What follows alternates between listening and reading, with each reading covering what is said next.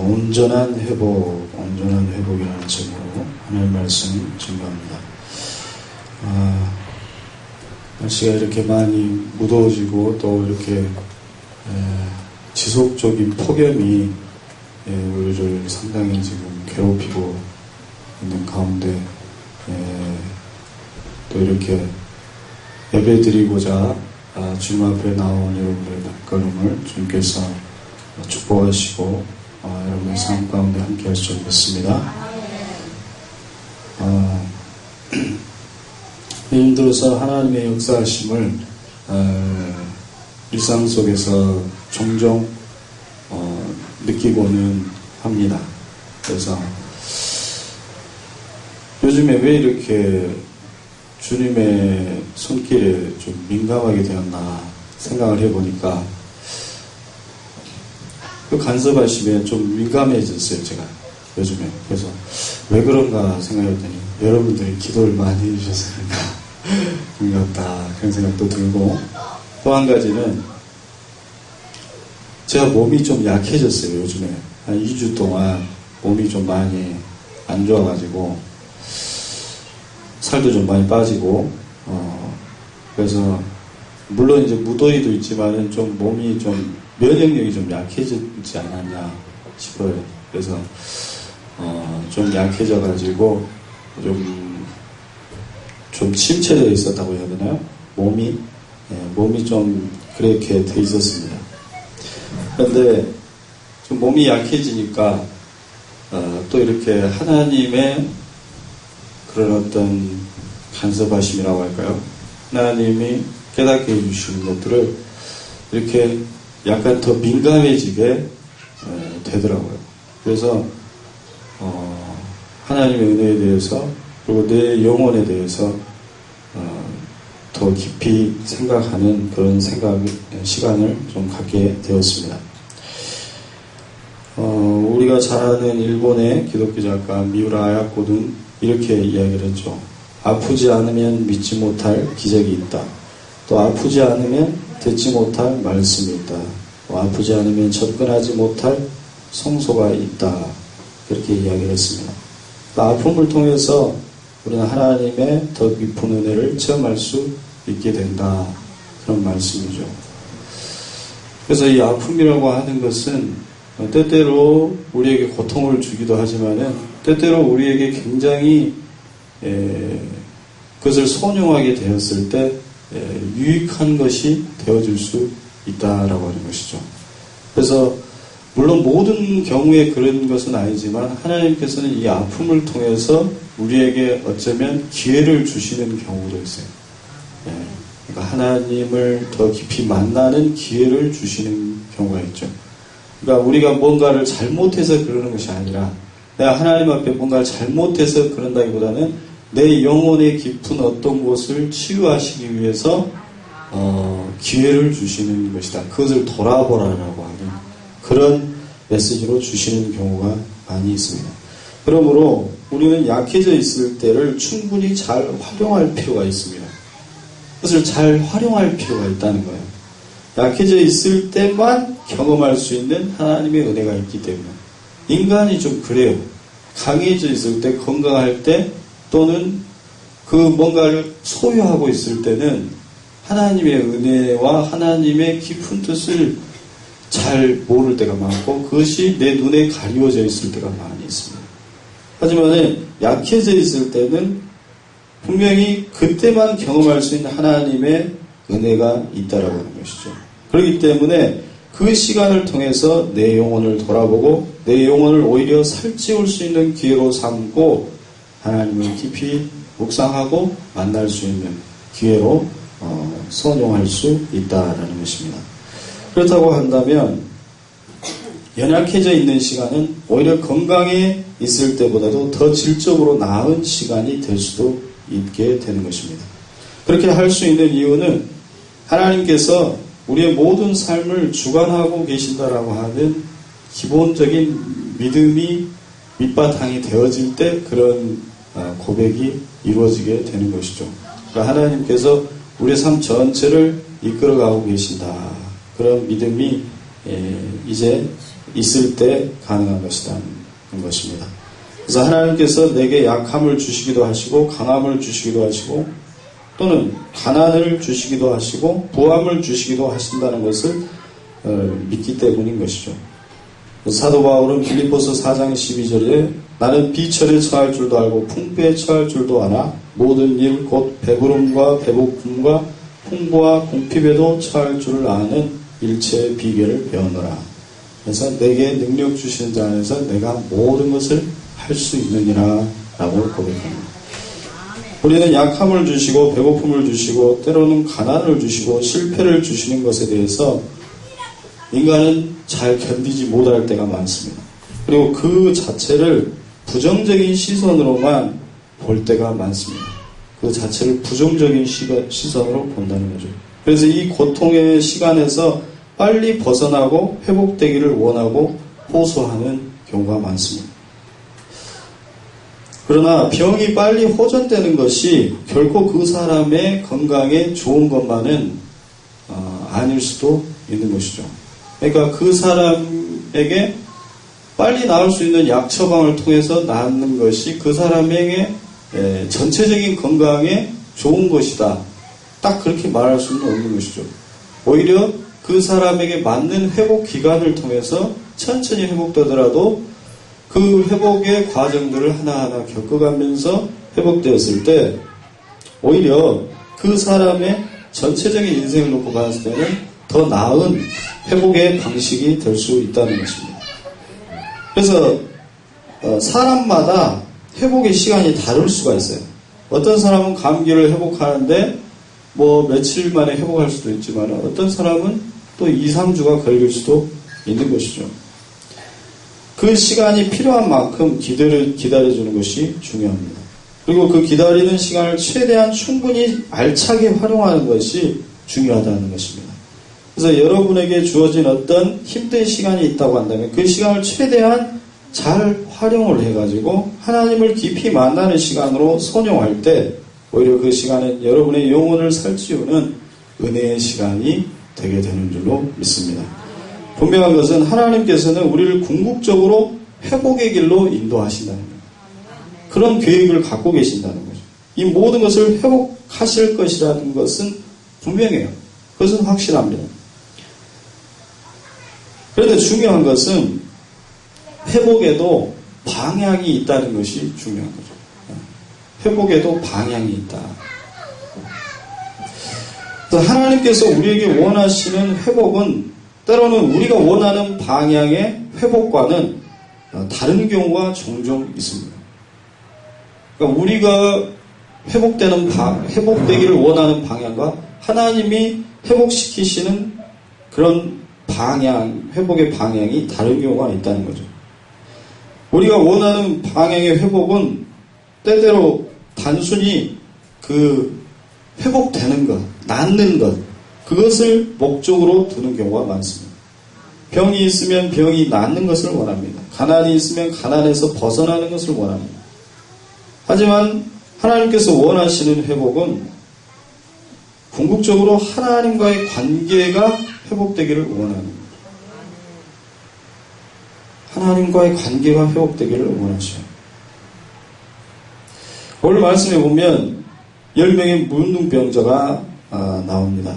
그래서 10명의 문둥병자가 이렇게 가까이 가면 안 돼요. 또 사람들에게, 건강한 사람들에게 가까이 가면 안 되기 때문에 멀리 있어서 이제 그 부정 타는 거리가 있습니다. 그 거리를 유지를 해야 돼요.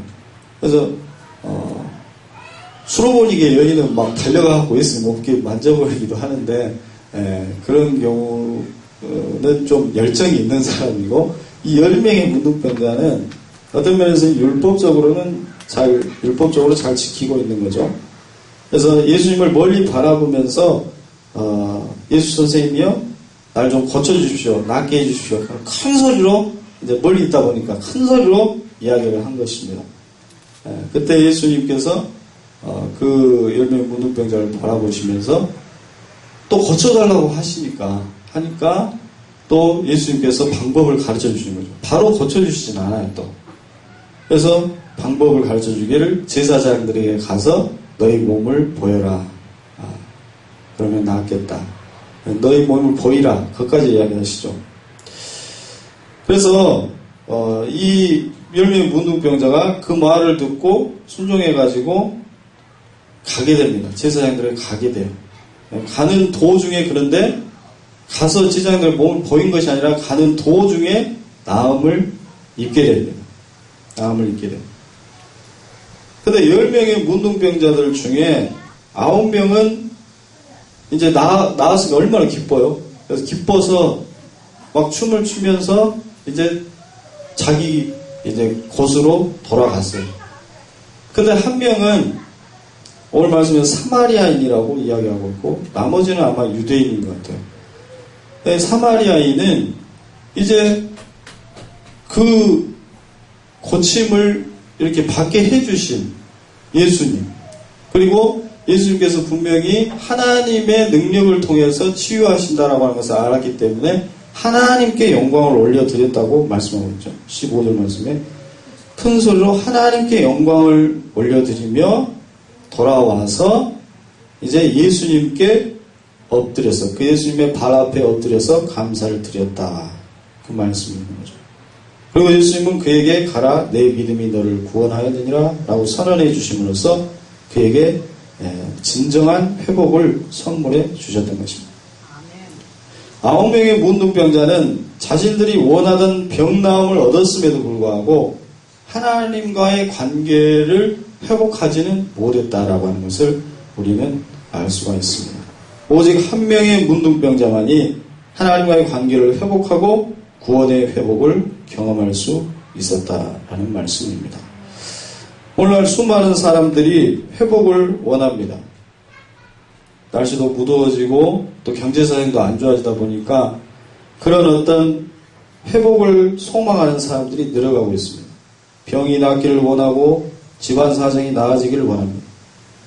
그런데 방향을 제대로 잡지 못하는 경우가 많다라고 합니다. 방향을 제대로 잡지 못하는 경우가 많다. 회복의 방향을 잘 못 잡았다는 거죠.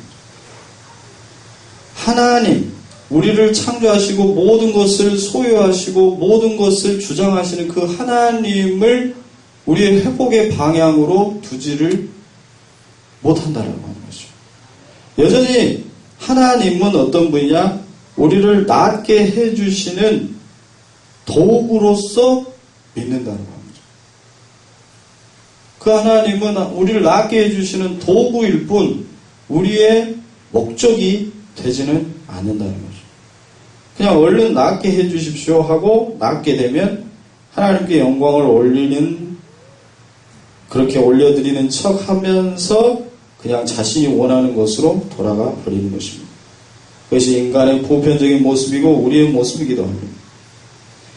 요단강 물에 7번 몸을 담갔던 이번 지난주 큐티에 나온 사람이 누굽니까? 나아만 장군. 나아만 장군이 이제 요단강 물에 가서 7번 담그라고 하니까 처음에는 안 가다가 자기 사환이 그래도 여기까지 왔는데 그 가서 담그라는 말이 뭐 얼마나 어렵다고, 가서 한번 담그면은 한번 들어보자고 그래가지고 가서 몸을 담궜더니 이제 몸이 아이의 살결같이 희게 돼요. 그래서 그때 나아만 장군이 고백을 하죠. 하나님만이 유일한 신이시다. 진정한 신이시다. 그렇게 찬양을 합니다. 나아만이. 근데 그 다음 구절에 보면 또 어떤 말씀이 있냐면, 나아만이 그렇지만은 내가 섬기는 신들이 있다. 또 내가 섬기는 신들이 있어요. 만몬 신도 있고 뭐 여러 가지 그 신들이 몇 가지가 있어요. 근데 그 신들에게 내가 절을 할 수밖에 없다. 그래서 그 신들에게 절을 하는 동안에는 좀 용서를 해달라. 좀 눈 감아달라. 그런 기도를 또 동시에 드려요. 그러니까 그는 여전히 병은 나았지만 그 영혼은 하나님을 온전히 섬기지는 못하고 있다라고 하는 것을 우리는 알 수가 있어요. 그러니까 입으로는 하나님을 찬양해요. 병이 나았기 때문에 하나님만이 가장 극진한 수사를 동원해가지고 하나님을 찬양합니다. 그런데 그 다음 구절에 벌써 자신이 이미 섬기고 있는 신들을 포기할 수 없고 그 신들에게 절하는 동안에는 좀 눈을 감아달라. 그런 이야기를 하는 것이죠. 그의 몸의 문둥병은 나았지만 영혼의 문둥병은 치유되지 못했던 것입니다. 이와 같이 회복이라고 하는 것은 단순히 병이 나았다고, 삶이 좀 살만해졌다고 하나님께서 원하시는 회복이 이루어졌다고 볼 수는 없는 것이다 라는 겁니다. 제가 대학 다닐 때에도 같은 과 한 여학생이 저에게 그런 얘기를 하더라고요. 자기가 옛날에 어렸을 때 다리를 굉장히 절었던 적이 있었다. 다리를 절고 지냈던 적이 있었다. 그래서 할머니가 그랬다든가 아무튼 데리고 기도원으로 어디로 치병을 위해서 엄청나게 기도를 했다는 거예요. 그래서 그런데 몇 년이 지난 어느 날 그 한 기도원에서 진짜 기적 같은 치유를 경험하게 된 거예요. 그래서 절었던 다리가 이제 낫게 된 거예요. 그런 경험을 했다고 저한테 그러더라고요. 그래서 야 정말 그 하나님의 치유하심을 경험했냐 하니까 자기가 경험했다. 그래서 그럼 요즘 신앙생활 참 열심히 잘하겠다 했더니 교회는 안 다닌다는 거예요. 요즘에. 그래서 놀래가지고 어떻게 교회를 안 다닐 수 있냐고 하니까 아니 그때 어떻게 된 것 같다고 하면서 지금은 교회 안 다닌다. 그런 식으로 이야기하는 것을 듣고 좀 깜짝 놀랐던 기억이 있습니다. 그러니까 하나님을 병 낫게 해주는 도구로는 삼았지만 자신의 인생을 사랑하시고 온전히 주장하시기를 원하시는 인생의 주인으로 삶의 구원자로는 섬기지 못했다라는 것이죠. 하지만 오히려 병은 그대로 있지만 하나님을 인생의 주인으로 삼고 온전히 하나님을 섬기며 살아가는 사람들도 있습니다.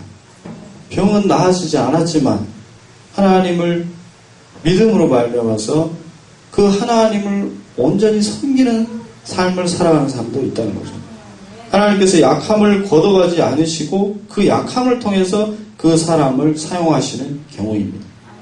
사도 바울도 원래 이제 눈이 잘 보이지 않았어요. 안질이 굉장히 심해서 성경을 많이 썼지만은 서신서들 많이 썼지만은 대부분 자기가 쓴 것이 아닙니다.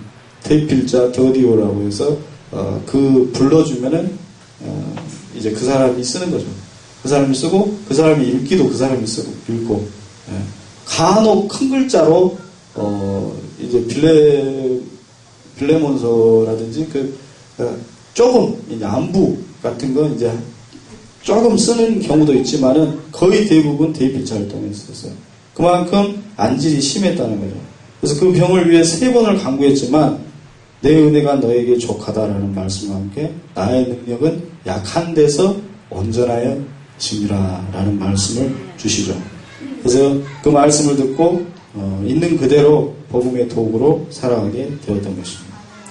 육신의 연약함을 가졌지만 하나님을 만남으로 인해서 그들의 인생은 완전히 변해버린 것입니다. 이것이 바로 진정한 회복의 역사인 것입니다. 진정한 회복의 역사는 그러니까 하나님과의 관계의 회복에 있다라고 하는 것입니다. 그리고 육체적인 회복 또는 마음의 회복, 이러한 회복들의 역사는 하나님께서 필요하신 경우에 주시는 경우도 있고 하나님의 영광을 위해서 주시는 경우도 있지만 바울처럼 그 약함을 통해서 역사하시는 경우도 있다라는 것입니다. 회복의 궁극적인 목적은 그래서 하나님과의 관계의 회복에 있어요. 그래서 관계가 회복되면 육체의 연약함은 우리가 가진 궁핍함과 또는 권고함은 오히려 하나님과의 관계를 깊게 해주는 도구가 되기도 하는 것입니다. 물론 육신의 회복을 경험함을 통해서 하나님과의 관계가 회복되는 그런 경험한 사람들이 많이 있습니다. 그러니까 성경에도 보면은 육신이 회복됨을 통해서 하나님을 만나가지고 하나님의 예수님의 제자가 되는 경우가 종종 있습니다. 그런데 하나님께서는 그 사람이 감당할 수 있는 수준에서 은혜를 베풀어 주십니다. 모두가 다 사도 바울과 같은 사람이 될 수 있는 것은 아니죠. 성경에 많은 사람들이 육신의 회복을 통해서 예수님을 만나고 치유함을 받고 하나님을 만나고 예수님을 따르는 제자가 됩니다. 또는 마음의 치유를 통해서도 하나님을 만난 사람들이 있습니다. 우리가 잘 아는 사마리아 여인 같은 경우도 12시에 그 때앞볕에 나와가지고 물기르러 나와가지고 사람들의 시선을 피해서 물을 깃는 수가성 여인. 그 여인에게 다가와서 예수님께서 이제 그 마음의 질병을 치유해 주시는 거죠. 남편이 있느냐? 남편을 데려오라. 그러니까 5이 있는데 지금 나의 남편은 없습니다. 이제 그 모든 마음의 고민 그리고 마음속에 가지고 있던 갈등 그런 것들을 다 들춰내시죠. 예수님께서 다 들춰내시죠. 그래서 바로 내가 네 마음 가운데 정말로 목마르지 않는 것, 그 갈증이 목마르지 않는 샘수 없는 생수와 같은 생수를 너에게 주겠다. 그렇게 말씀하심으로 말미암아서 그 사마리아 여인의 심령 가운데 바로 영생에 솟아나는 그 샘물 되시는 예수님을 만나게 하신 것입니다. 그래서 마음의 치유를 통해서 그는 이제 다시금 수가성에 가가지고 자신감 있게 예수님이 구원자시다. 메시아를 내가 만났다. 그렇게 담대하게 선포하면서 나아갔던 모습을 보게 됩니다. 또한 가늠하다가 현장에서 붙잡힌 여인도 그렇게 했죠. 너희 중에 죄 있는 자가 먼저 돌로 이 여인을 치라 라고 하신 주님의 말씀은 모두가 죄인이라는 주님의 말씀 안에서 이 여인이 죽을 수밖에 없는 그런 상황에서 율법에 의하면 현장에서 붙잡힌 가늠한 자는 돌로 쳐서 죽이라는 그 율법의 명령 앞에서도 모두가 다 죄인이라고 하는 주님의 그 말씀을 통해서 이 여인이 바로 구원을 받게 되었던 것입니다. 그래서 어떤 방식으로든지 하나님을 만나고 하나님의 사랑과 하나님의 전인격적인 치유하심을 통해서 하나님을 구원자로 고백하고 예수님을 따른 사람들이 이렇게 있다라고 하는 것입니다.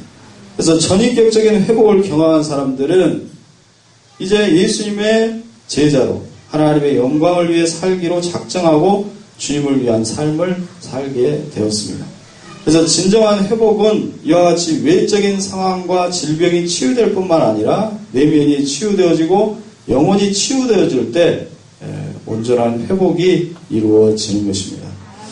오늘 말씀 마지막에서 우리 주님은 이제 사마리아 사람에게 이렇게 이야기합니다. 내 믿음이 너를 구원하였느니라. 하나님의 은혜로 고침을 받았음에도 불구하고 예수님께서는 하나님의 은혜로 너가 구원을 받았다라고 이야기하지 않고 너의 믿음이 너를 구원하였다라고 말씀합니다. 왜 그러셨던 것인가? 그것은 하나님은 우리를 언제나 믿기 때문입니다. 하나님께서 우리를 향한 믿음이라고 하는 것은 항상 우리를 변함없이 믿어주신다는 거죠. 신실하게 우리를 믿어주십니다. 그래서 예수님까지 우리에게 보내주셔서 그 사랑을 보여주신 거잖아요. 그 사랑. 내가 너를 사랑한다. 그리고 내가 너를 믿는다. 그것을 처절하게 보여주신 사건이 바로 예수님의 십자가 사건입니다. 주님은 모든 것을 동원해서 당신이 하실 수 있는 모든 것을 통해서 우리에 대한 사랑과 믿음을 보여주십니다. 그렇다면 이제 회복의 역사가 일어날 수 있게 하는 조건은 한 가지밖에 없는 것이죠. 그것은 바로 내가 주님 앞에 믿음을 보이는 것입니다. 내가 주님을 믿는다는 것을 보여드리는 것이죠. 그 믿음은 단순히 말로만 믿는다고 하는 믿음이 아닐 것입니다. 내가 주님을 온전히 믿지 않아도 9명의 문둥병자처럼 하나님의 전적인 은혜에 의해서 병의 치유는 일어날 수 있다는 것을 오늘 말씀이 보여주고 있습니다. 내가 하나님을 온전히 믿지 않아도 병의 치유는 일어날 수 있다는 거죠. 하지만 온전한 회복의 역사는 절대로 일어날 수 없다는 말씀을 동시에 하고 있습니다. 이 말씀을 통해서 우리가 알 수 있는 것은 온전한 회복은 나의 믿음을 통해서 이루어진다는 것을 알 수가 있어요. 사마리아인의 믿음과 9명의 유대인들의 믿음의 다른 점이 무엇이었을까요? 첫째는 오늘 말씀에 보면 병을 고쳐주신 분이 하나님이시다라고 하는 것을 고백하고 하나님께 영광을 올려드렸다 라는 것이고, 둘째는 하나님과의 관계를 회복시켜 주신 예수님께 와서 그 발 앞에 엎드려서 감사했다라고 하는 거예요.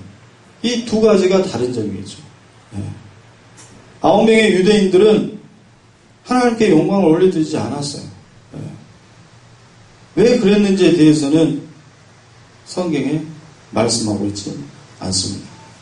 그래서 생각해 보건대 서두에도 말씀드렸듯이 예수님을 단지 치유의 도구로 생각했기 때문입니다. 자신의 병을 치유하는 그냥 도구로 생각한 거예요. 도구는 쓰고 나면 이제 더 이상 필요가 없어져 버리는 것이죠. 기도응답 받고 나면 이제 예수님은 더 이상 내 인생에 개입해서는 안 되는 것입니다. 예수님은 단지 내 삶의 문제를 해결해 주시면 끝나는 것이지 더 이상 내 인생에 더 이상 개입해서는 안 된다고 생각하는 것입니다. 그러나 사마리아인은 달랐어요. 치유와 회복을 주신 그 하나님께 영광을 올려드리고 다시금 돌아와서 그 예수님의 발 앞에 엎드려서 감사를 드렸다라고 하는 거죠.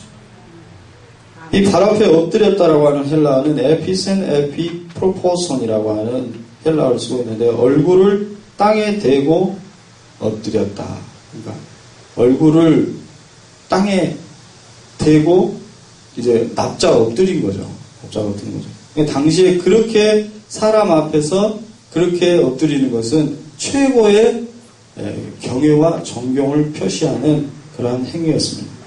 그래서 우리가 TV에도 보면은 보통 그 카톨릭에서 사제가 되기 직전에 영화에서도 보면은 이렇게 얼굴 완전히 딱 대고 두 팔 펴고 납작 엎드리잖아요.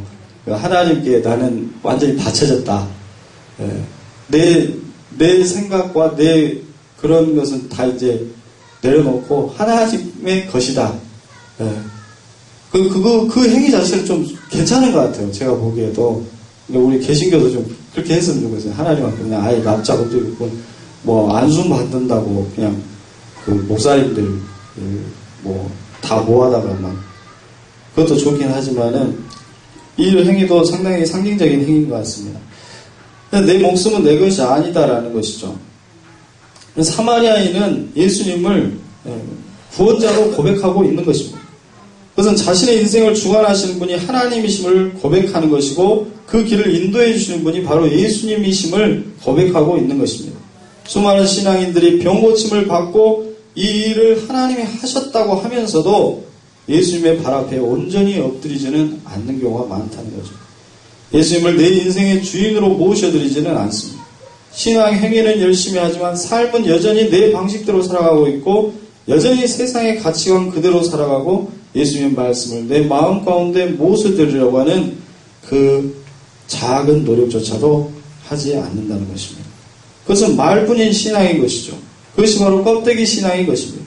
나아반 장모처럼 겉으로는 하나님을 찬양하나 그의 삶으로는 이방신을 여전히 섬기면서 살아가는 것과 같은 것입니다. 경건의 모양은 있으나 경건의 능력은 상실해버린 신앙인 것입니다. 오늘 우리 주님은 그 주님의 발 앞에 엎드려서 그 인생을 회복시켜 주신 주님께 감사하고 있는 사마리아인에게 말씀하십니다. 내 믿음이 너를 구원하였다. 너의 믿음이 너를 구원하였다.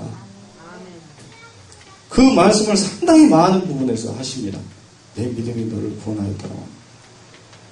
예수님의 옷깃을 만진 그 혈류병 환자에게도 내 믿음이 너를 구원하였다고 말씀합니다.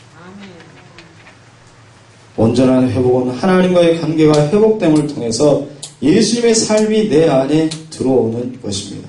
그래서 내가 예수님의 삶을 닮아가는 삶으로 나아갈 때 비로소 온전한 회복이 이루어졌다고 할 수 있을 것입니다.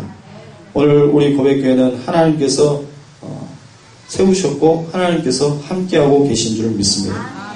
신실하게 붙잡고 계십니다. 그리고 다양하고 풍성한 은혜를 주시려고 잔뜩 쌓아놓고 기다리고 대기하고 계십니다. 이제 필요한 것은 우리가 주님 앞에 믿음을 보이는 것입니다. 제가 하나님 앞에 믿음을 보이는 것이고 여러분들이 하나님 앞에 믿음을 보이는 것입니다. 우리 한 사람 한 사람이 예수님의 발 앞에 엎드리는 것입니다.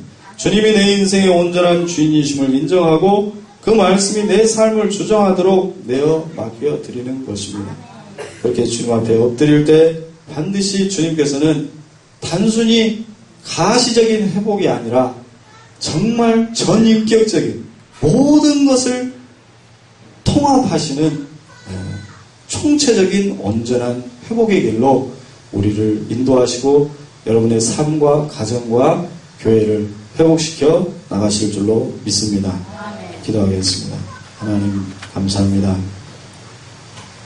오늘 우리 주님께서 10명의 문둥병자 가운데 오로지 사마리아 다시금 돌아와서 주님 앞에 엎드리며 주님이 나의 주인이심을 고백한 그 사마리아인에게 내 믿음이 너를 구원하였다라고 말씀해 주셨습니다. 하나님 아버지,